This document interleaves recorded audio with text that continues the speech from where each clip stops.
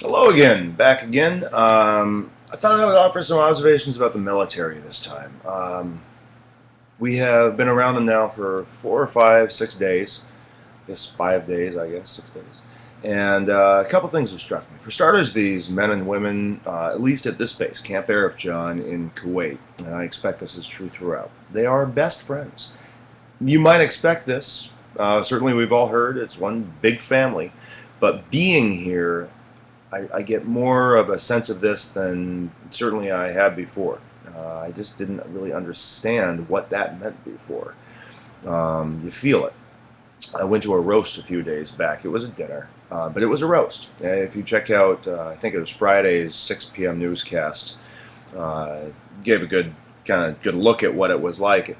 The ribbing was relentless, but the warmth in the room throughout, it was palpable. You could just feel that these people really like each other.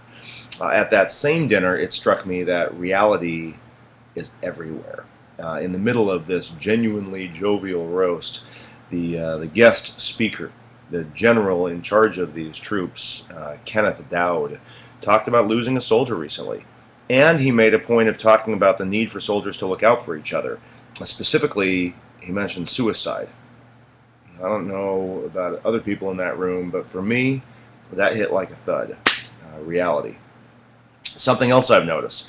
There's not widespread use of solar here. Now, the climate is perfect for sustainable, renewable energy. And for some reason, neither the Army nor the locals seem to be embracing it. With a few small exceptions, light posts and gates here on base at Camp Arif John and at a couple of the bases that we visited, there are some examples of where solar panels are being utilized, but certainly it is not happening in widespread use. It seems to be mostly fossil fuel driven, and it doesn't need to be. There might be a reason for this.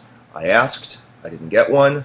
It seems to me that the conditions here are ripe for solar, and it is not being utilized to its full potential. Don't know why. There are speed bumps everywhere here in Kuwait. When it comes to driving, Kuwaitis are, let's say, impatient. They're fairly reckless driving, notorious among soldiers. I've traveled extensively through Central America, and I would put those drivers up against these drivers any day of the week. They are about the same to the degree that they just need to get somewhere, and they don't mind driving fast to do it.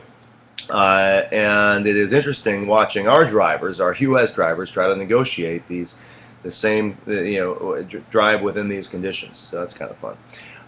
Something that a term that I hadn't heard of is an EFP. You've heard of an IED, improvised explosive device. This is an EFP. It's basically an IED on steroids. Think of a coffee can packed with copper that's molded into a C, the C shape in the coffee can, and it detonates underneath a truck. The copper is designed to shoot straight up into the truck, and that's why these trucks largely have been retrofitted with side armor if these things are propelled from the side or from the bottom, and this is why they have a V-shaped hull. A lot of these trucks are designed with V-shaped bottoms. We're actually leaving on a convoy up into Iraq later today. Hopefully, I won't be able to report how helpful that V-shaped hull really is. We'll have much more to come on that, but in the meantime, check out abc11.com. We have filed at this point 5 or 6 reports, and I think each is more interesting than the last. I would love to hear what you have to say on Facebook. Check it out.